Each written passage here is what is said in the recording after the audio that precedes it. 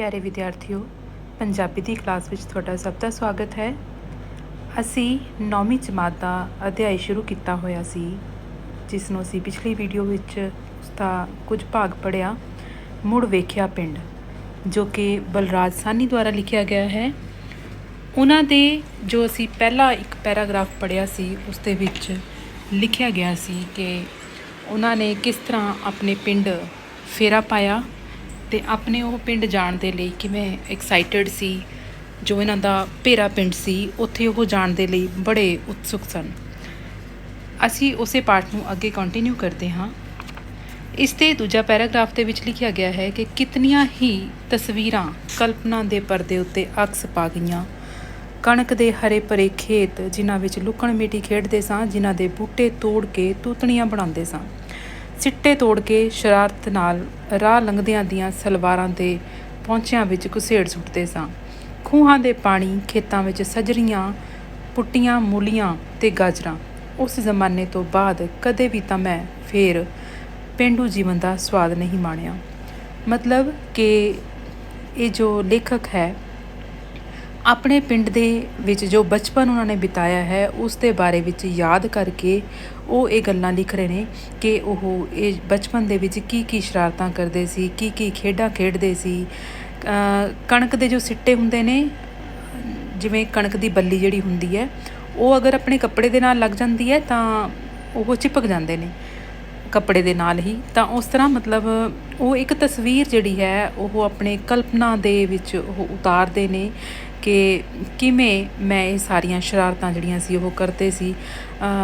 जो बूटे हुंदे ने, तूतणियां बनाउणा मतलब जो पत्ते हुंदे ने उन्हां नूं तोड़ के उन्हां पत्तियां नूं गोल गोल करके उन्हां दे छोटे छोटे तूतणी हुंदा एक बाजा, वाजे टाइप, जिवें एक आपां म्यूजिक की गल करते हैं तो उहदे विच जो वाजा हुंदा उस तरह की एक आवाज़ वाला एक छोटा जिहा पत्ते दे नाल खेडना जिहड़ा है वो हुंदा बच्चों का। तो उस तो बाद जिवें गल करते हैं कि शरारत जिहड़ी वो करते हैं, घुसेड़ देना मतलब वो उन्हां दे कपड़ियां दे विच बाड़ दिंदे सी लोकां दे। ते खूहां दे पाणियां दे विच ते खेतां विच सजरियां पुट्टियां मूलियां जिहड़ियां सी, गाजरां सी, क्योंकि खेतां दे विच आम तौर दे उत्ते पहलां लोक की करदे सी कि ये नहीं है जिवें हुण आपां बाज़ार दे विचों लैके आने आ सब्जियां, पहलां धोवांगे सवारांगे फिर उसनूं खावांगे, नहीं।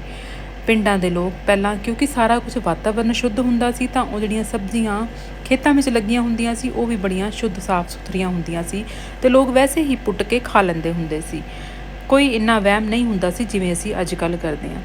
ਤਾਂ ਕਹਿੰਦੇ ਵੀ ਉਹ ਜਿਹੜਾ ਸਵਾਦ ਹੈ ਨਾ, ਉਹ ਮੈਂ ਉਸ ਤੋਂ ਬਾਅਦ ਕਦੀ ਵੀ ਨਹੀਂ ਮਾਣਿਆ ਆਪਣੀ ਜ਼ਿੰਦਗੀ ਦੇ ਵਿੱਚ, ਜਿਹੜਾ ਮੈਂ ਆਪਣੇ ਪਿੰਡ ਦੇ ਵਿੱਚ ਮਾਣਦਾ ਹੁੰਦਾ ਸੀ।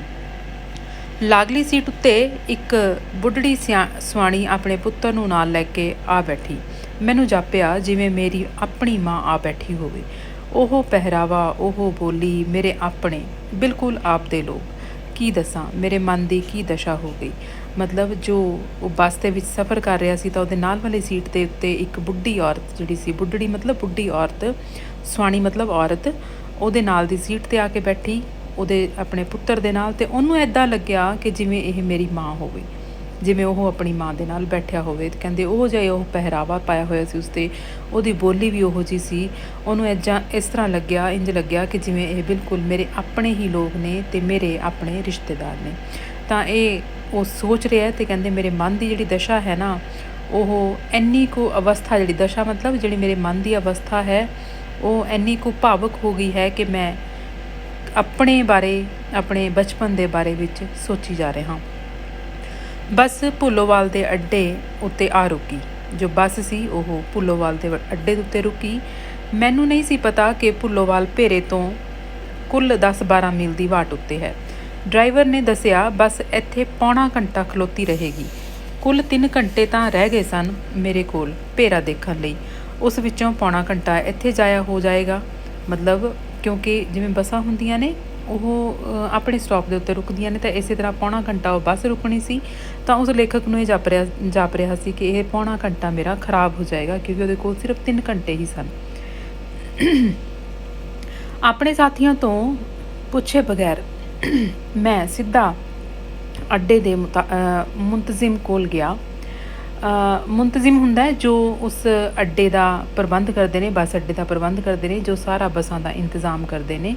ਉਸ ਦੇ ਕੋਲ ਕਹਿੰਦੇ ਮੈਂ ਗਿਆ ਅਤੇ ਜਿਹੜਾ ਇਮਾਰਤ ਦੇ ਬਰਾਂਡੇ ਵਿੱਚ ਕੁਰਸੀ ਢਾਹ ਕੇ ਹਿਸਾਬ ਕਿਤਾਬ ਕਰ ਰਿਹਾ ਸੀ। ਮੈਂ ਉਹਨੂੰ ਦੱਸਿਆ ਕਿਵੇਂ ਮੈਂ 40 ਸਾਲਾਂ ਬਾਅਦ ਕੇਵਲ 3 ਘੰਟੇ ਲਈ ਵਤਨ ਦੇਖਣ ਦੇ ਕਾਬਲ ਹੋਇਆ ਹਾਂ ਅਤੇ ਕਿਵੇਂ ਮੇਰੇ ਲਈ ਅੱਡੇ ਉੱਤੇ ਪੌਣਾ ਘੰਟਾ ਗੁਜ਼ਾਰਨਾ ਅਸਹਿ ਹੋ ਰਿਹਾ ਹੈ। ਉਸਨੇ ਆਪਣੀ ਸਾਰੀ ਵਿਅਥਾ ਜਿਹੜੀ ਹੈ ਉਸਨੂੰ ਬਿਆਨ ਕੀਤੀ। ਇਸ ਆਦਮੀ ਨੇ ਵੀ ਉਹ ਗੱਲ ਕਹੀ ਜੋ ਮੋਹਨ ਲਾਲ ਜੀ ਨੇ ਕੱਲ੍ਹ ਆਖੀ ਸੀ।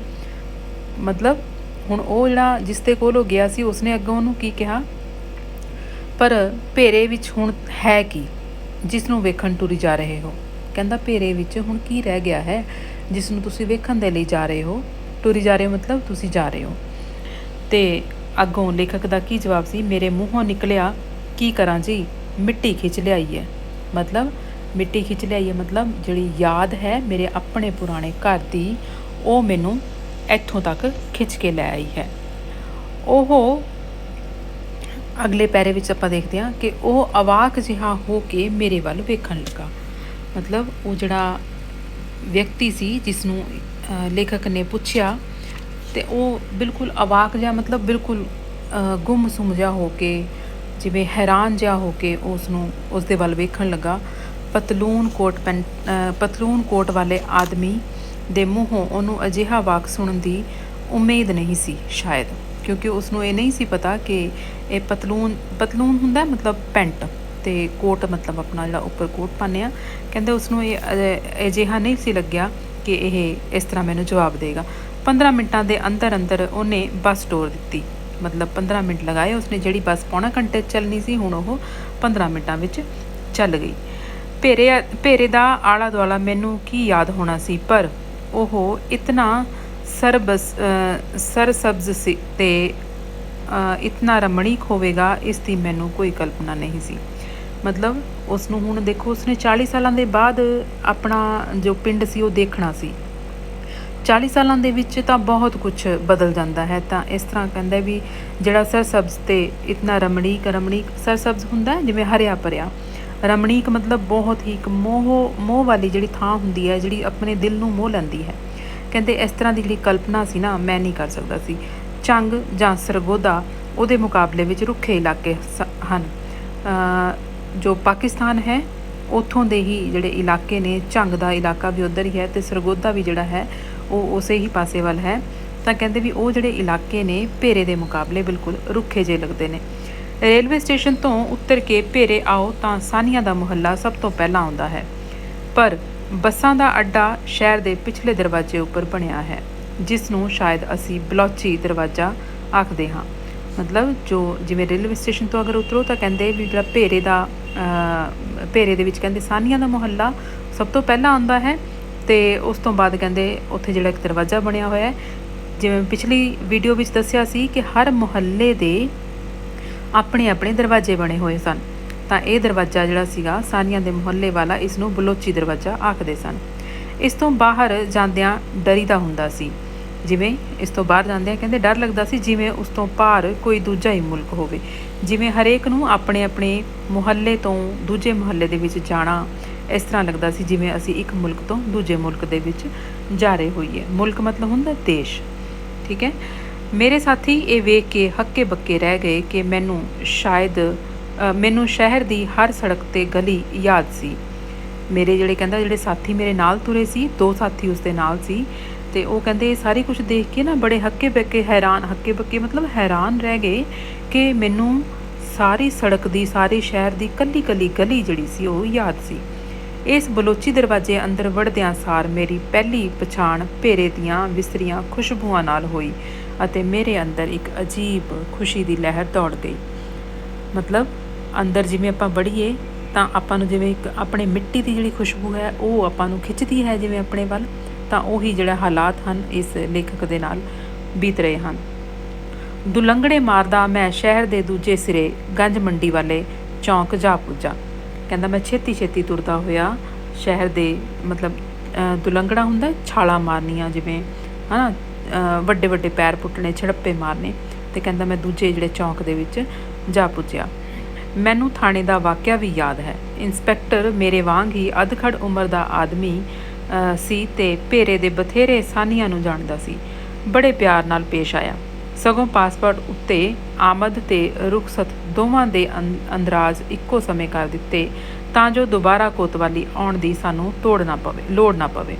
ਮਤਲਬ ਜਿਹੜਾ ਕਹਿੰਦੇ ਉੱਥੋਂ ਦੇ ਲੋਕ ਸੀ, ਉਹ ਇਹ ਗੱਲ ਵਿੱਚ ਉਸਨੇ ਉੱਥੋਂ ਦੇ ਲੋਕਾਂ ਦਾ ਪਿਆਰ ਤੇ ਸਤਿਕਾਰ ਪੇਸ਼ ਕੀਤਾ ਹੈ ਕਿ ਜਦੋਂ ਅਸੀਂ ਉੱਥੇ ਪਹੁੰਚਿਆ ਮੈਂ ਤੇ ਕਹਿੰਦਾ ਜਿਹੜਾ ਉੱਥੋਂ ਦਾ ਥਾਣੇਦਾਰ ਇੰਸਪੈਕਟਰ ਸੀ ਉਸਨੇ ਕਹਿੰਦੇ ਮੇਰੇ ਪਾਸਪੋਰਟ ਦੇ ਉੱਤੇ ਦੇਖਿਆ ਤੇ ਆਮਦ ਹੁੰਦਾ ਆਉਣ ਦੇ ਤੇ ਰੁਖਸਤ ਹੁੰਦਾ ਜਾਣ ਦੇ। ਮਤਲਬ ਇਹਨਾਂ ਦੋਨਾਂ ਦੇ ਆਉਣ ਜਾਣ ਦੇ ਜਿਹੜੇ ਦਸਤਖਤ ਸੀ, ਅੰਦਰਾਜ ਹੁੰਦਾ ਦਸਤਖਤ ਜੋ ਦਰਜ ਕਰਨਾ ਵੀ ਹਾਂ ਇਹ ਆਦਮੀ ਇੱਥੇ ਆਇਆ ਤੇ ਇਹ ਆਦਮੀ ਇੱਥੋਂ ਜਾਏਗਾ। ਤਾਂ ਇਹ ਜਿਹੜੇ ਅੰਦਰਾਜ ਮਤਲਬ ਉਸਨੇ ਦਾਖਲ ਕੀਤਾ, ਦਰਜ ਕੀਤਾ ਉਸ ਦਾ ਨਾਮ ਤੇ ਜਿਹੜੇ ਦਸਤਖਤ ਸੀ ਉਹ ਉਸਨੇ ਕਰ ਦਿੱਤੇ ਤਾਂ ਕਿ ਸਾਨੂੰ ਦੁਬਾਰਾ ਉੱਥੇ ਨਾ ਜਾਣਾ ਪਵੇ। ਇਹ ਜੋ ਸਾਰਾ ਕੁਝ ਸੀ ਉਸਨੇ ਵੇਖਿਆ। ਕਹਿੰਦੇ ਵੇਖਿਆ ਮੈਂ ਨਾਲ ਆਏ ਸਾਥੀਆਂ ਸਿਕੰਦਰ, ਸ਼ਾਕਿਰ ਤੇ ਮੁਸਤਹਿਮੀਨ ਨੂੰ ਕਿਹਾ ਆਪਣੇ ਤੇ ਪਰਾਏ ਸ਼ਹਿਰ ਦਾ ਇਹ ਫਰਕ ਹੁੰਦਾ ਹੈ। ਉਸਨੇ ਇਹ ਗੱਲ ਕਹੀ ਕਿ ਆਪਣੇ ਤੇ ਪਰਾਏ ਸ਼ਹਿਰ ਦਾ ਇਹ ਫਰਕ ਹੁੰਦਾ ਹੈ। ਉਹ ਵੀ ਤੇ ਇੰਸਪੈਕਟਰ ਵੀ ਖਾਮੋਸ਼ ਰਹੇ। ਮੈਂ ਆਪ ਜਾਣਦਾ ਸਾਂ ਹੁਣ ਇਹ ਸ਼ਹਿਰ ਉਤਨਾ ਹੀ ਮੇਰਾ ਸੀ ਜਿਤਨੀ ਦਿੱਲੀ ਸਿਕੰਦਰ ਦੀ, ਪਰ ਮੈਂ ਸਿਆਣਿਆਂ ਬਣਨ ਦੇ ਰੌਂ ਵਿੱਚ ਨਹੀਂ ਸਾਂ। ਮਤਲਬ ਉਸਨੂੰ ਇਹ ਮਹਿਸੂਸ ਹੋ ਰਿਹਾ ਸੀ ਕਿ ਮੈਂ ਇਸ ਸ਼ਹਿਰ ਦੇ ਵਿੱਚ ਆਇਆ ਹਾਂ, ਭਾਵੇਂ ਇਹ ਸ਼ਹਿਰ ਪਹਿਲਾਂ ਮੇਰਾ ਸੀ ਕਿਉਂਕਿ ਉਹ ਇੱਥੋਂ ਉੱਠ ਕੇ ਗਏ ਸੀ, ਇੱਥੋਂ ਉਹ ਉਜੜ ਕੇ ਗਏ ਸੀ। ਪਰ ਕਹਿੰਦੇ ਦੇਖੋ ਇੰਸਪੈਕਟਰ ਨੇ ਆਉਣ ਤੇ ਜਾਣ ਦੇ ਦਸਤਖਤ ਜਿਹੜੇ ਸੀ ਕਰਕੇ ਮੈਨੂੰ ਇਹ ਅਹਿਸਾਸ ਕਰਾ ਦਿੱਤਾ ਹੈ ਕਿ ਮੈਂ ਇੱਥੇ ਸਿਰਫ ਥੋੜ੍ਹੇ ਹੀ ਸਮੇਂ ਦੇ ਲਈ ਰੁਕ ਸਕਦਾ ਹਾਂ। ਇਹ ਦੇਸ਼ ਮੇਰੇ ਲਈ ਬੇਗਾਨਾ ਹੋਏਗਾ ਕਿਉਂਕਿ ਮੈਨੂੰ ਕੁਝ ਸਮਾਂ ਇੱਥੇ ਰੁਕਣ ਦੀ ਇਜਾਜ਼ਤ ਮਿਲੀ ਹੈ।